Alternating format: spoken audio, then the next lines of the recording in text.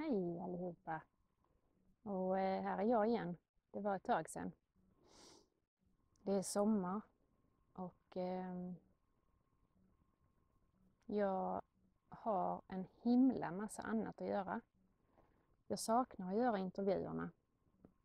För det har inte varit ett par på lång tid nu, känner jag. Men sommaren är liksom fylld av så mycket annat. I min familj så är vi väldigt aktiva. Vi är vi är ute väldigt mycket. Vilket är himla gött. Jag har inte förberett mig så mycket för detta. Men att vara ute i naturen ger mig väldigt mycket. Och likadant med min sambo Andreas och vår son. Och vi har en liten skogstomt där vi spenderar ganska mycket tid tillsammans. Och vi har lite planer. Och ni kommer att få se här efteråt. För jag känner att jag vill visa lite grann vad är det jag gör egentligen. Bara för att det inte kommer ut några intervjuer så betyder inte det att jag sitter hemma och rullar tummarna. För det är inte det jag gör. Jag är inte så bra på det helt enkelt.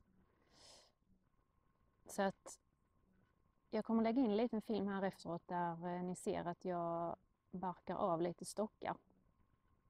Man kan höra min sambo i bakgrunden också. Men grejen är att jag vill visa lite mer av vad jag gör helt enkelt. För att ni ska se lite mer av vem jag är.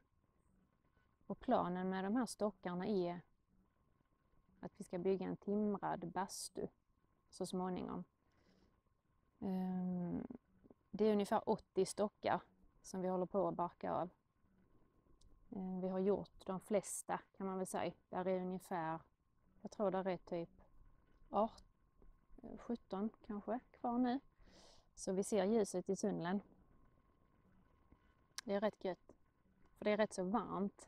Det är ingen ultimat tid att jobba i skogen på nu om man säger så. Det vet ju ni som själva gör det. Förra året så barkade vi också av stockar. Men det är ett annat ändamål med dem. Så de har ju legat och torkat ett år nu och har torkat väldigt bra. Så den här timrade bastun kommer ju dröja ett tag innan den kan byggas också eftersom stockarna måste ligga och torka. Annars, ifall vi hade gjort bastun direkt så hade det blivit glipor mellan stockarna sen. Efterhand som de torkar. Och då måste man täta det med någonting så då är det bättre att de redan har krympt innan man bygger. Men vi har väldigt mycket planer för den här lilla skogstomten. Som jag kanske kommer att dela med mig här, vi får se. Men det är i alla fall en stor del av mitt liv att vara ute i naturen och jobba med kroppen. Vi tror väldigt mycket på det. Vi är väldigt jordade som familj och jag tror väldigt mycket på det här att vara jordad. Det gör att vi mår bra i alla fall. Det är meditativt att vara ute i naturen. Gärna barfota.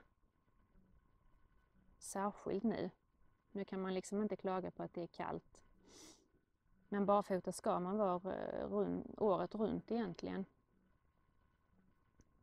I alla fall en liten stund om dagen. Så ja, det är lite funderingar så här.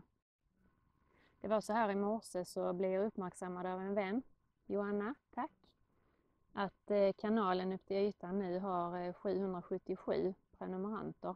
Vilket gör mig superglad. Mitt mål är ju att komma upp i minst 1000 inom kort. Så att ni som inte prenumererar får ju definitivt börja göra det nu. Och sprid gärna kanalen. Nu sågar Andreas. Så vi får se hur mycket av detta som hörs. Men sprid gärna. För jag älskar att göra detta. Och det kommer komma fler intervjuer nu här i sensommar och höst. Så jag kör på som vanligt med intressanta gäster kanske kommer en del lite mer om mig själv också och om oss. Och jag hoppas även på att få till samtal med min sambo så att vi kan sitta och snacka lite tillsammans. Så ni får se våra funderingar om livet. Vi har ganska många om man säger så. Vi lever ett aktivt och intressant liv och jag tänker att det kan vara kul att dela lite grann mer om det. För att väcka er kreativitet och skaparlust och längtan till naturen. För det är där vi verkligen hämtar vår energi. Det är det bästa vi vet. Och särskilt på denna platsen som är helt magisk. Vi håller också på och ska hänga in ett stort område här som vi ska odla lite på och sätta lite fruktträd och så. Så vi håller på med stängselstolparna till det. Som också är avbarkade. Och de ska vi elda lite grann på längst ner för att det blir som en naturlig impregnering med den delen som ska ner i jorden. Så vi får se, kanske jag visar en liten bit av det också. I allt det här kaoset som är i världen, om vi nu ska vara lite allvarliga också, med all hets kring det här vaccinet, så tror jag återigen på att det allra viktigaste är att vi håller oss i balans. Både i kropp och själ och sinne liksom. Och inte går in i rädslan. Rädslan är ju vår fiende numero uno, så att säga.